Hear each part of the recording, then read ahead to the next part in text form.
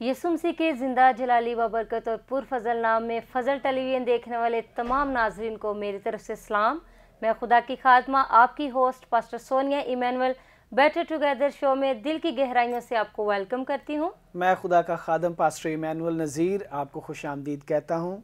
नाजरीन, हम खुदा उनकी शुक्रगुजारी करते हैं फजल टेलीविज़न के लिए, इस बेटर टुगेदर शो के लिए जिसके वसीला से लोग बरकत पा रहे हैं, लोग नजात पा रहे हैं, घर घर खुदा का कलाम जा रहा है। हम खुदावन के नाम को सारा इज़्ज़त और जलाल देते हैं। और जो आज first time better together show देख रहे हैं, मैं आपको बताना चाहती हूँ कि ये शो मुकम्मल तौर पर जो है फैमिली से रिलेटेड है। इसमें हम माँ बाप के बारे गुफ्तगू करते हैं, स्पेशली मियाँ बीवी के हवाले से शो को जो है रखा गया है, इसका इनकाद किया गया है ताकि जो मियाँ बीवी जिनके अंदर मिसअंडरस्टैंडिंग है, जिनके अंदर इख्तलाफात पाए जाते हैं, ताकि वो खुदा के कलाम में से सीख कर अपने इज़्वाजी सफ़र को मजबूत करें और दोनों मियाँ बीवी खुदा के फजल से जुड़े रहें। और खुदा उनकी शुक्रगुजारी करते हैं कि इस शो के वसीला से ना सिर्फ बुज़ुर्ग बल्कि बच्चे भी बरकत पा रहे हैं, नौजवान बरकत पा रहे हैं, बहनें बरकत पा रही हैं, भाई बरकत पा रहे हैं और बहुत अच्छा फीडबैक हमें मिल रहा है। हम सारा इज़्ज़त और जलाल खुदावन के नाम को देते हैं। तो नाज़रीन, आज हम बहुत ही खूबसूरत टॉपिक जो है आपके साथ शेयर करेंगे जो पूरे घराने से रिलेटेड है, जिसमें पूरा ख़ानदान शामिल है। उसमें घर के बुज़ुर्ग भी शामिल हैं, नौजवान भी शामिल हैं और बच्चे भी शामिल हैं। और आज हम इस शो के वसीला से, आज की एपिसोड के वसीला से सीखेंगे कि किस तरह हम पर ये वाजिब है, हम पर ये लागू है और खुदा चाहता है कि पूरा घराना उसकी इबादत करे, पूरा घराना उसकी प्रस्तिश करे, पूरा घराना उसके आगे झुके और खुदावन के नाम को जलाल दे। इससे पहले कि हम कलाम मुक़द्दस में से आज के टॉपिक की तरफ बढ़ें, हम अपनी आंखों को बंद करेंगे, सरों को झुकाएंगे, दुआ मांगेंगे और खुदा के खादम के साथ मुत्तफिक होकर हम सब खुदावन की शुक्रगुजारी करेंगे। आए अजीज़ो, दुआ मांगे खुदावंद से, खुदावंद का गहरा मस्सा, उसकी हजूरी मांगे ताकि आज के कलाम के सबब से हम सब बरकत पाएँ, हमारे ख़ानदान बहाल हों और बरकत पाएँ। कादर मुतलिक खुदा ज़मीन आसमान के मालिक सच्चे और ज़िंदा खुदा, मैं तेरे खादम पास्टर इमरान फजल साहब के लिए बरकत चाहता हूँ। तेरी खादमा सिस्टर महरुश इमरान के लिए मैं बरकत चाहता हूँ और इसी तरह फ़जल टीवी पर बरकत मांगता हूँ। फ़जल टीवी की सारी टीम के लिए मैं बरकत को, तरक्की, खुशहाली को मांगता हूँ और हम सब मिलकर देखने वाले तमाम ख़ानदानों के लिए, बुज़ुर्गों के लिए, जवानों के लिए, बच्चों के लिए बरकत और सलामती चाहते हैं। और आज के कलाम के सबब से बहुत सारे तेरे बेटे और बेटियाँ बरकत पाएँ, मजबूत हों और तेरे कलाम के मुताबिक अपनी ज़िंदगी गुजारना शुरू करें और तुझसे नेमतें और बरकतें हासिल करें। ये दुआ आसमानी बाप तेरे बेटे यीशु मसीह के नाम से मांगते और पा लेते हैं, आमीन आमीन। जी नाज़रीन, आज हम कलाम मुक़द्दस में से यशुआ की किताब में से देखेंगे कि यशुआ ने किस तरह खुदा का इंतखाब किया। और ना सिर्फ यशुआ ने अकेले ने, बल्कि उसने कहा कि मेरा पूरा ख़ानदान, मेरा पूरा घराना जो है वो खुदा के नाम को जलाल देगा। हम पहले वर्ड्स पढ़ेंगे और फिर उसके बाद हम अपनी गुफ्तगू का आगाज़ करेंगे। यशुआ की किताब उसका 24वां बाब और उसकी 15वीं आयत का अगला हिस्सा हम देखेंगे, जिसमें यशुआ कहता है, अब रही मेरी और मेरे घराने की बात, सो हम तो खुदावन की प्रस्तिश करेंगे। खुदा के ज़िंदा पाक कलाम का पढ़ा जाना, सुना जाना हम सबों के लिए खुदावन की ख़ास बरकत हो, खुदावन का शुक्र हो, आमीन। सो पास्टर साहब, यहाँ पर यशुआ कह रहा है कि अब रही मेरी और मेरे घराने की बात, मैं और मेरा घराना क्या करेंगे? खुदा ही की प्रस्तिश करेंगे। और ये क्यों कह रहा है जी? ये जब सारा प्रोसीजर कंप्लीट हो गया, यशुआ से पहले बनी इस्राएल का जो कायद था वो मूसा था जी, बिल्कुल। और मूसा किस तरह मिस्र की गुलामी से इसराइलियों को निकाल कर लाया, खुदा की कुदरत से, खुदा के जोर से, खुदा की दी हुई हिकमत से उसने अपनी कौम की क़यादत की और मिस्रियों की गुलामी से उनको आज़ाद करवाया जी, बिल्कुल ऐसे ही। और जब मूसा वफात पा गया तो फिर खुदा ने मूसा के बाद यशुआ को कौम की क़यादत के लिए सिलेक्ट किया और मूसा के बाद खुदा ने यशुआ को कहा कि अब तू मेरी कौम की क़यादत करेगा, अब तू मेरी कौम का लीडर बनेगा, अब तू इनको मुल्क मोदा में लेकर जाएगा। और जब यशुआ ने अपनी कौम की क़यादत करनी शुरू की तो उसके बाद हम देखते हैं कि मूसा जब था क़यादत में, मूसा जब लीडर था, तब खुदा ने कितनी कुदरत से बहरा कुलज़म को 2 हिस्से में कर दिया और बनी इस्राइल को मिस्र की गुलामी से निकाला, समंदर को 2 हिस्से कर दिया और जो मुखालिफ फौज थी, जो फिरौन की फौज थी, उसको खुदा ने क्या किया?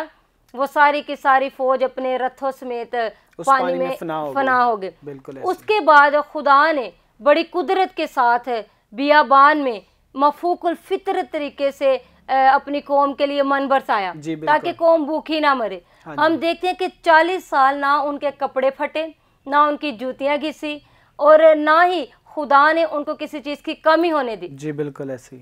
मूसा की वफात के बाद जब यशुआ को खुदा ने चुना तो फिर खुदा ने दरियाई यर्दन को भी क्या किया, इतने उछलते हुए पानी को खुदा ने क्या किया, साकिन कर दिया। जैसे ही काहिनों ने अहद का संदूक हाथ में लेकर पांव रखा पानी में दरिया यर्दन में, और दरिया यर्दन का पानी कलाम में लिखा है कि साकिन हो गया, और वो तब तक साकिन रहा जब तक पूरी कौम उसके बीच में से गुजर ना गई। उसके बाद जब मुल्क मोदा में गए तो कितने फौजें हैं, कितने ऐसे नाम लिखे हुए हैं दूसरी अक़वाम के जिन्होंने बनी इसराइल को फना करना चाहा, लेकिन वो नहीं कर पाए। खुदा चूंकि बनी इसराइल के साथ था। ऐसे बिल्कुल जी। और एंड पे क्या हो रहा है, यशुआ ये अल्फाज क्यों यूज़ कर रहा है, क्यों बनी इसराइल को कह रहा है कि मैं और मेरा घराना खुदा ही की इबादत करेंगे। जब सब कुछ हो गया, खुदा ने अपनी कुदरत से मिस्रियों की गुलामी से निकाल दिया इसराइल को, खुदा ने अपनी कुदरत से बहरा कुलजम को 2 हिस्से में किया, खुदा ने अपनी कुदरत से मन बरसाया, खुदा ने अपने ज़ोर से अपनी कुदरत से यर्दन के दरिया को साकिन कर दिया, और मुल्क मोदा में जब बनी इसराइल को ले आया तो जब बनी इसराइल ने बाकी अक़वाम पर भी फतह पाकर उस मुल्क में बसेरा किया, रहना शुरू किया, तो 24वीं आयत की पहली आयत से अगर हम देखें तो लिखा है कि यशुआ ने सिकम के मुकाम पर तमाम बनी इसराइल को इकट्ठा किया। उसने मनसबदारों को, ओहदेदारों को, और जितने भी काजी थे, जितने भी सरदार थे और बुजुर्ग थे, उन सबको अपने पास बुलाया। इकट्ठा उसने पूरी कौम को किया जी। लेकिन बुलाया उसने काजियों को, सरदारों को, काहिनों को, ओहदेदारों को, और फिर कहता है उनको, वो कहता है कि खुदावन खुदा जो इसराइलियों का खुदा है, जो हमारा खुदा है, वो ये फरमाता है। और वो क्या फरमाता है, अगर व्यूअर्स आप 24वां बाप अगर यशुआ की किताब का पढ़ें तो उसमें सारा वो मंजर 24वीं आयत में बयान कर दिया जाता है, कैसी कुदरत से खुदा ने सबसे पहले इब्राहिम को सिलेक्ट किया जी।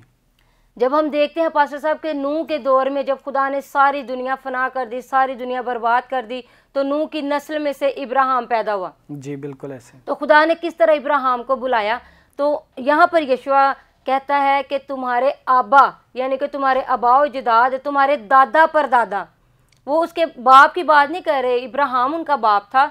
इब्राहिम से पहले भी इब्राहिम का जो आगे बाप है, वो कहते हैं कि इब्राहिम और नहूर का बाप तारा, वो जो था बड़े दरिया के पार रहते थे और वो गैर मबूदों की पूजा करते थे। तो फिर मेरे और तुम्हारे खुदा ने क्या किया, बड़े दरिया के पार से तुम्हारे और मेरे बाप को यानी बाप इब्राहिम को बुलाया जी, और बड़े दरिया के पार से निकाल कर लाया और बुतों के मुल्क से निकाल कर उनको लाया।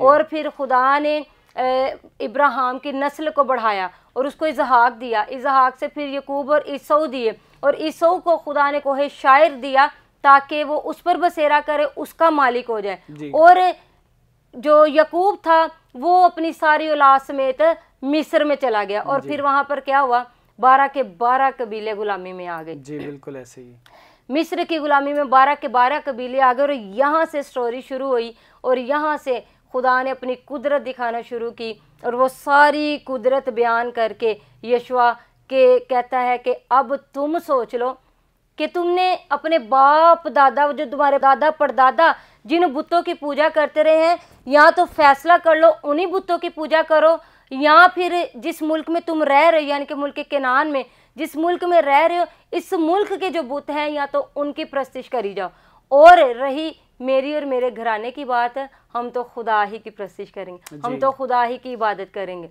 जी। बिल्कुल बड़ी अच्छी बात यशुआ ने कही है। और आज जो है हर कोई ये सोचता है कि भी मैं नजात पा जाऊं, बिल्कुल मैंने खुदावंद को कबूल कर लिया है, मैं आगे बढ़ूं, और पीछे जो ख़ानदान है, पीछे जो हमारे लोग हैं, उनकी तरफ जो है कम ही तवज्जो दी जाती है, हमेशा सामने की तरफ देखा जाता है, और आगे भागने की जो है वो हर शख्स में ये बात होती है, लेकिन पीछे मुड़ के नहीं देखते। लेकिन यशुआ में हम ये देखते हैं कि एक बेहतरीन लीडर होते हुए बहुत जबरदस्त, और वो अपने खानदान की पहले बात करता है, अपनी कौम भी सामने खड़ी हुई है, कौम भी पास है, लेकिन जिनमें अबलीस शरारती जो है उसने बीज बोया हुआ है। बिल्कुल, बिल्कुल। और गाहे बगाहे वो शरारत करते हैं।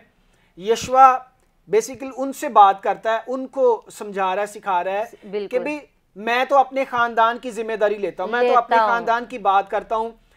मैं और मेरा घराना तो खुदा की ही इबादत करेगा, उस खुदा की जिसने बड़े बड़े मौजज़ात किए और तुम पीछे देख चुके हो। बिल्कुल, तुमने देखा है और उसने रिपीट भी करवाए हैं। हाँ जी, यहाँ पे उसने सारी बात कही है, इसलिए कि अगर कोई भूल भी गया है ना खुदा की कुदरत को, तो उसको याद आ जाए कि वाकई कैसी कुदरत से खुदा ने हमें मिस्र की गुलामी से निकाला हुआ। जी बिल्कुल। और मिस्र की गुलामी से निकालते हुए रास्ते में कितने बड़े मौजज़ात किए। खुदा ने अपनी कुदरत बताई, खुदा ने बताया कि मैं हूँ और मैं ही तुम्हें निकाल के लाया और आगे भी मैं ही संभालूंगा।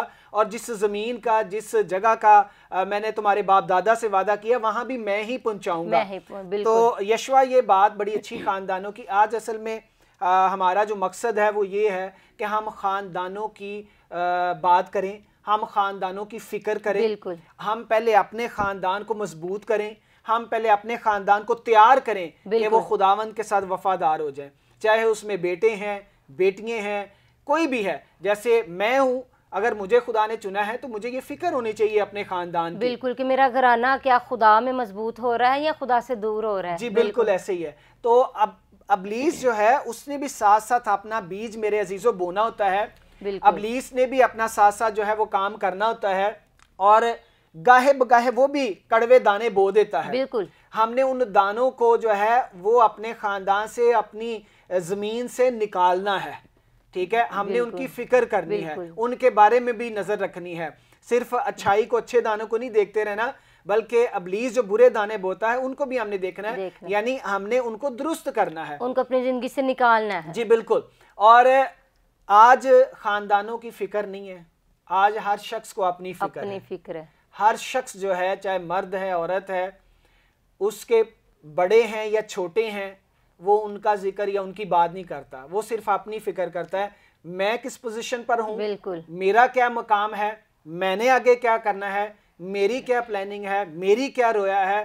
हम अपनी रोया में अपने खानदान को भी शामिल कर सकते हैं। और यहाँ पर पास्टर साहब हम एक और बहुत ही खूबसूरत बात देखते हैं यशवा के किरदार के हवाले से, कि यशवा ना सिर्फ कौम का लीडर है, यहाँ से पता चल रहा है कि वो अपने घराने की फिक्र करने वाला भी है। जी, अपने घराने का आज हम देखते हैं कि बहुत से लीडर ऐसे हैं, वो सिर्फ कौम की तो फिक्र कर रहे हैं, अपनी फिक्र तो कर रहे हैं, लेकिन उनके घराने बर्बाद हो रहे हैं, उनके घराने तबाह हो रहे हैं, उनके बच्चे बर्बाद हो रहे हैं। ऐसे लीडर्स हमारे नजरों के सामने पाए जाते हैं। लेकिन ये ऐसा लीडर है कि कौम की फिक्र के साथ साथ वो अपनी फैमिली की भी फिक्र कर रहा है कि क्या मेरा घराना बच रहा है कि नहीं बच रहा, मेरी क़यादत, मेरी लीडरशिप में मेरे घराने ने खुदा को कबूल किया, या ये भी बुतों की पूजा में तो नहीं लगे हुए, बल्कि उसने गारंटी से कहा है। यहाँ पर कहीं नहीं लिखा हुआ कि उसने अपने घराने को भी पूछा, नहीं, यहाँ पर लिखा डायरेक्ट वो कह रहा है कि मैं और मेरा घराना, रही मेरी और मेरे घराने की बात, वो गारंटी से कह रहा है कि हम तो खुदा की इबादत करें। बिल्कुल, इसमें बड़ी अच्छी आपने बात कही है।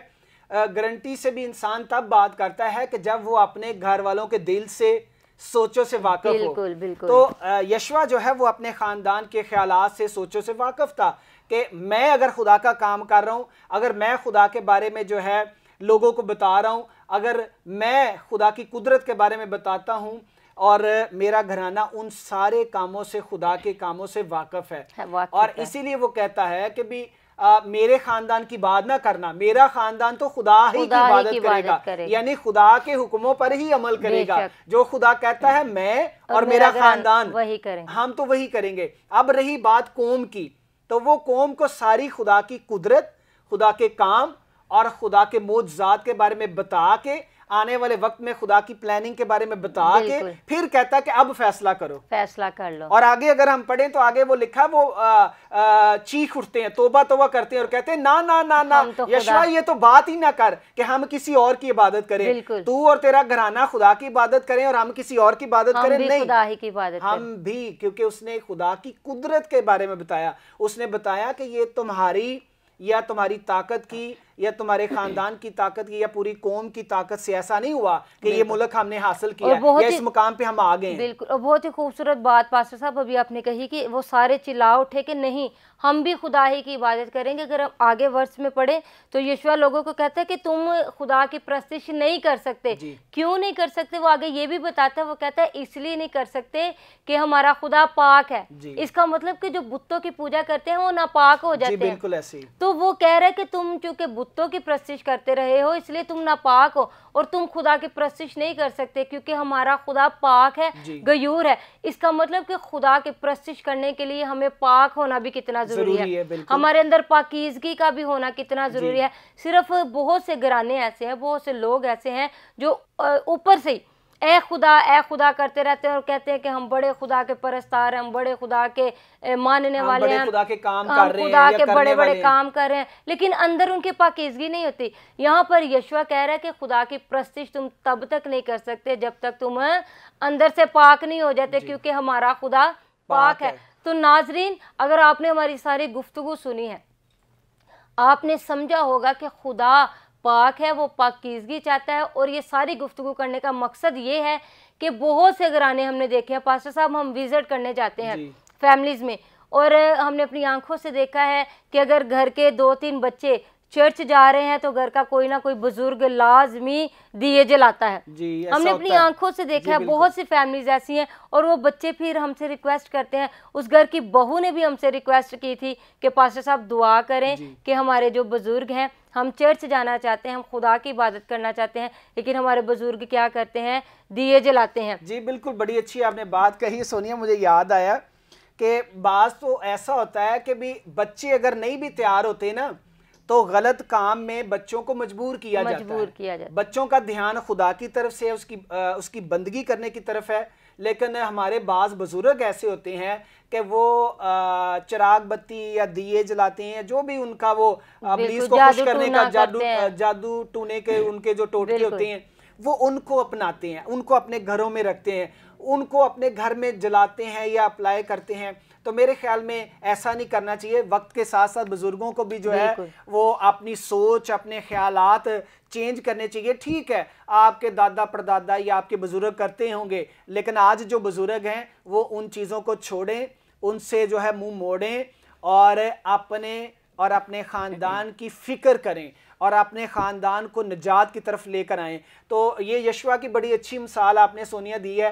तो अब आगे मैं एक और जो है कलाम पाक में से आयत तलावत करना चाहता हूँ। जैसे यशवा जो है वो अपने ख़ानदान की बात करता है और ऑफ़र करता है कि भाई अब तुम सोच लो, फैसला कर लो कि किसकी इबादत करनी है। तो लोगों को एहसास होता है कि हम गलत हैं। एक और मेरे ज़हन में आयत आई है और हम देखेंगे एलिया को। अगर हम देखें पहला सलातीन और उसका 18वां बाब और उसकी 21वीं आयत, तो यहाँ पर भी हम सोनिया देखते हैं कि लोग जब भटक गए और खुदा की तरफ से खुदा की बंदगी जो कहा गया कि भी ये मेरी बंदगी इस तरह की जाए, उससे वो हट गए, पीछे हट गए और उन्होंने और ममूदों की जो है इबादत करना शुरू की। तो एलिया जो है वो बड़े गुस्से से आता है और कौम को एक पहाड़ पर इकट्ठा करता है और वहाँ पर वो उनसे गुफ्तगू करता है। यहाँ पर लिखा हुआ है पहला सलातीन 18वां बाब और उसकी 21वीं आयत में यूँ लिखा हुआ है, और एलिया सब लोगों के नज़दीक आकर कहने लगा, तुम कब तक दो ख्यालों में डावाडोल रहोगे? अगर खुदावन ही खुदा है तो उसके पैरों हो जाओ, और अगर बाल है तो उसकी पैरवी करो। जी बिल्कुल, आमीन। सो खुदावंद का शुक्र अदा करते हैं। यहाँ पर हम सोनिया देखते हैं कि भी किस तरह जो है एलिया सारी कौम को जो है वो कहता है कि भी अब तुम सोच लो और दो ख्यालों को छोड़ दो। एक ख्याल डामाडोल ना रहो, एक ख्याल वाले बन जाओ। और एक ख्याल क्या है, एक सोच क्या है, एक इरादा क्या है, वो ये है कि या तो जो इस इलाके का तुम्हारी नज़र में बाल जो है वो बहुत बड़ा बुत है बाल का और वो उसको लोग खुदा बनाए हुए हैं, बिल्कुल तुम या तो उसकी इबादत करो या फिर जिंदा खुदा की इबादत करो। और फिर उन लोगों को खुदा की और दूसरे लोगों के मानने वाले खुदा की कुदरत दिखाने के लिए यहाँ पर एक हम देखते हैं कि बड़ा काम जो है वो होता है और वो कहता है कि 2 बैल लेकर आओ और एक बैल जो है वो मुझे दे दो और एक बैल जो है वो बाल के पुजारियों को दे दो। और जिनका जिंदा खुदा है, सुनने वाला खुदा है, जवाब देने वाला खुदा है, मोजज़ात करने वाला खुदा है और तुम्हें और मुझे बनाने वाला खुदा है, वो क्या करेगा? वो आग से जवाब देगा। बिल्कुल, वो अपने तरीके से कुर्बानी तैयार करें और मैं अपने तरीके से कुर्बानी तैयार करूंगा, क्योंकि वो ज्यादा तादाद में है और मैं अकेला हूं खुदा का खादम। तो मुझे थोड़ा सा कुर्बानी तैयार करने में टाइम लगना, इसलिए पहले उनको मौका दिया जाए। वो मौका लेते हैं और लिखा है वो सुबह स्टार्ट करते हैं, सुबह से शुरू होते हैं, दोपहर हो जाती है, शाम का वक्त आ जाता है और उनका खुदा जो दुनिया में उन्होंने बनाया और उसको मुतारफ करवाया कि ये कुदरत वाला खुदा है, उसको छोड़ो, उसको छोड़ो, इसकी इबादत करो, यानी बाल की पूजा करो, बाल को खुश करो, उसके नाम को जलाल दो, तो वो नहीं आता। जब एलिया हाथ उठाता है और लोगों को इकट्ठा करता है, नजदीक बुलाता है और हाथ उठाकर दुआ मांगता है और कहता है कि जो कुछ तूने कहा मैंने वो किया है और मैं जानता हूं कि तू कुदरत वाला खुदा है, और इस कुर्बानी पर आग नाजल हो, और लिखा आसमान से आग नाजल होती है। वहां पर पत्थर रखे जाते हैं 12, वहां पर लकड़ियां रखी जाती हैं, वहां पर पूरा बैल जो है ज़िबा करके, और फिर 12 मटके जो है पानी के वहां पर डाले जाते हैं और साइडों पे जो है वो खोदा जाता है और खोद के जो है एक चारों तरफ जो है वो नाला सा बनाया जाता है, या वहां पर एक जो है ना हाउस टाइप बनाया जाता है। ठीक है, वहां पर हम देखते हैं सोनिया कि खुदा ने आग नाजल की और सब कुछ खुदा ने चट कर दिया। ठीक है, जो आग नाजल आई, फिर खुदा की कुदरत लोगों ने देखी। खुदा के मोजज़ात देखकर भी, खुदा की कुदरत को देखकर भी लोग बास टाइम खुदा की इबादत करने से पीछे हट जाते हैं या गुमराह हो जाते हैं, दो ख्यालों में बढ़ जाते हैं। तो खुदा का कलाम ये सिखाता है खुदा था, है और रहेगा। खुदा कुदरत वाला खुदा है, मोजज़ात करने वाला खुदा है, संभालने वाला खुदा है, फिक्र करने वाला खुदा है, बहाल करने वाला खुदा है, और हमें अपने खानदान के साथ मिलके खुदा की इबादत करने की जरूरत है। जी नाजरीन, आपने सुना कितनी खूबसूरत गुफ्तगू की हमने कलाम में से कि हमने डावाडोल नहीं होना, हमने दो ख्यालों में ज़िंदगी बसर नहीं करनी। बहुत से ख़ानदान ऐसे हैं कि उन पर थोड़ी सी भी मुसीबत आ जाती है, वो क्या करते हैं, खुदा की कुदरत को भूल जाते हैं, खुदा के बड़े बड़े काम जो उनकी ज़िंदगी में हुए होते हैं वो भूल जाते हैं, और वो फ़ौरन क्या करते हैं, बुज़ुर्गों के पास जाना शुरू हो जाते हैं। और ऐसे बुज़ुर्ग जो आपसे बुत प्रस्ती करवाते हैं, जो आपसे बुरे अमाल करवाते हैं, जो आपको कहते हैं कि जादू टूने करो, अपने घर में दिए जलाओ, अपने घर में इस बुत की प्रस्तिश करो, अपने घर में उस बुत की पूजा करो, ऐसे कामों में आपको डाल देते हैं और आप भूल जाते हैं कि कुदरत से भरा हुआ खुदा, जलाल से भरा हुआ खुदा सिर्फ एक ही है, और वो मेरा और आपका जिंदा खुदा, आसमानी बाप, यीशु मसीह का बाप है। आमीन आमीन। बेशक सोनिया, बड़ी अच्छी आपने बात कही है। ऐसे लोगों के पास चले जाते हैं जो खुद नापाक होते हैं, जो खुद जकड़े होते हैं, और जो खुद जो है वो खुदा के मोहताज होते हैं। जी बिल्कुल, वो खुद ऊपर, उनकी नजरें ऊपर ही होती हैं कि खुदा की तरफ से हमारे लिए मदद है। खुद उनकी नजरें खुदा पर होती हैं, लेकिन वो दूसरों को क्या करते हैं, गुमराह कर देते हैं कि ये काम करो, वो करो। और आज भी बहुत से ख़ानदान ऐसे हैं जो गुमराह हो चुके हैं, गुमराही में ज़िंदगी गुजार रहे हैं, और ऐसे कभी कभी फील होता है पास्टर साहब कि उन्होंने गुमराही में ही मर जाना है, और मरते भी, क्योंकि वो कलाम को सुनते भी हैं और अमल नहीं करते। वो इधर से सुनकर एकदम से क्या करते हैं, अपने दिल में कलाम को लेते तो हैं, लेकिन थोड़ी देर बाद फ़ौरन भूल जाते हैं।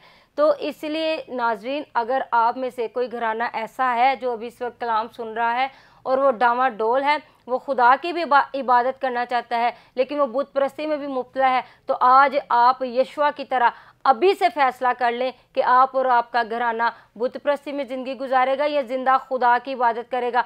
और अगर हमारा मशवरा है, अगर हमारी एडवाइस आप पूछना चाहते हैं, तो हम यही कहेंगे कि वर्शिप करें तो जिंदा खुदा की इबादत करें, जिंदा खुदा की। कुदरत से भरा हुआ खुदा है, ज़िंदगी से भरा हुआ खुदा है, और वही ज़िंदगी भी देता है, वही बड़े बड़े काम करता है, वही आपको बीमारियों से रहाई देता है, वही आपकी तंगदस्ती में आपको संभालता है, वही आपकी मुसीबतों से आपको निकालता है। सिर्फ इबादत के लायक मेरा और आपका ज़िंदा खुदा है। और अगर आपको, बहुत से लोग ऐसे हैं जो कलाम सुनकर अमल नहीं करते, वो कहते हैं मूसा की ज़िंदगी में बड़े काम हुए, बनी इस्राइल की बड़ी ज़िंदगी में बड़े बड़े काम हुए, हम क्या करें। अच्छा, आप इन बातों को ना ले, आप देखें कि आपकी ज़िंदगी में खुदा ने कितने बड़े बड़े काम किए हुए हैं। और सबसे बड़ा काम जो खुदा ने आपके लिए किया है, उसने अपना इकलौता बेटा आपके लिए बख्श दिया है, ताकि आप ज़िंदगी पा जाए, आप छुटकारा पा जाए, आप निजात पा जाए, आप इब्लीस की कैद में से निकलकर, इब्लीस की बादशाही से निकलकर खुदा की बादशाही में शामिल हो जाए। तो आप खुदा की कुदरत को पहचाने, सबसे बढ़कर खुदा की मोहब्बत को पहचाने, किस कदर वो हमसे मोहब्बत करता है, किस कदर वो हम पर रहम करता है, किस कदर वो हम पर तरस खाता है।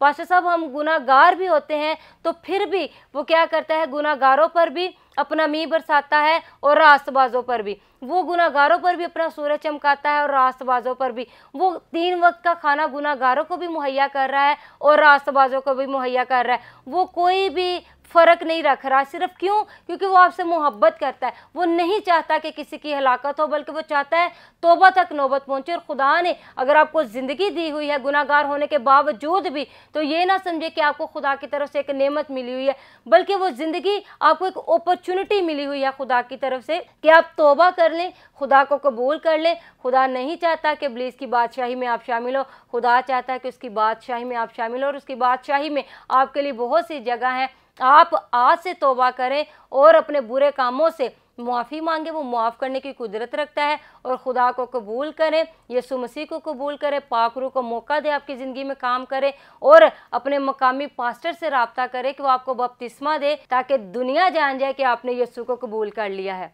आमीन, प्रेज द लॉर्ड। बड़ी अच्छी आपने बात कही है मेरे अजीज़ों। आज सिर्फ अपनी फ़िक्र करने की ज़रूरत नहीं है, बल्कि अपनी फ़िक्र के साथ साथ अपने घराने की, अपने ख़ानदान की फ़िक्र की ज़रूरत है। आज ज़रूरत है कलाम को सीख कर अमल करके अपने बुज़ुर्गों को सिखाएं जो अभी तक ना वाक़फ़ हैं, अपने बेटे बेटियों को, अपने बहन भाइयों को सिखाएं, ताकि खुदा का कलाम उनकी ज़िंदगी में असर करे और उनकी ज़िंदगी बाबरकत हो। और हम खुदा के शुक्रगुज़ार हैं कि आप फजल टीवी पर मुख्तलिफ़ शो के वसीला से बरकत पा रहे हैं, मुख्तलिफ़ शो के वसीला से आपके ख़ानदान बहाल हो रहे हैं। और हमारी दुआ हमेशा ये है कि आपके ख़ानदानों में जो है वो बहाली आए, बरकत आए, तरक्की आए, खुशहाली आए, और खुदा का कलाम जो है आपके दिलों में जो है वो असर करे, जड़ पकड़े और आप बहाल हो। खुदावंद आप सबको बरकत दे। God bless you. आमीन। और नाजरीन, मेरा ईमान है कि आज की सारी गुफ्तगू से, आज के कलाम से आपने यकीनन बरकत पाई होगी, और आपके पास अब अपॉर्चुनिटी है कि आप जिंदा खुदा को कबूल करें। और मिलेंगे नेक्स्ट एपिसोड में नए टॉपिक के साथ, नई गुफ्तगू के साथ। तब तक के लिए अपना बहुत ज़्यादा ख्याल रखिएगा और देखते रहिए फजल टेलीविजन। आप देख रहे हैं हमारा शो बेटर टुगेदर।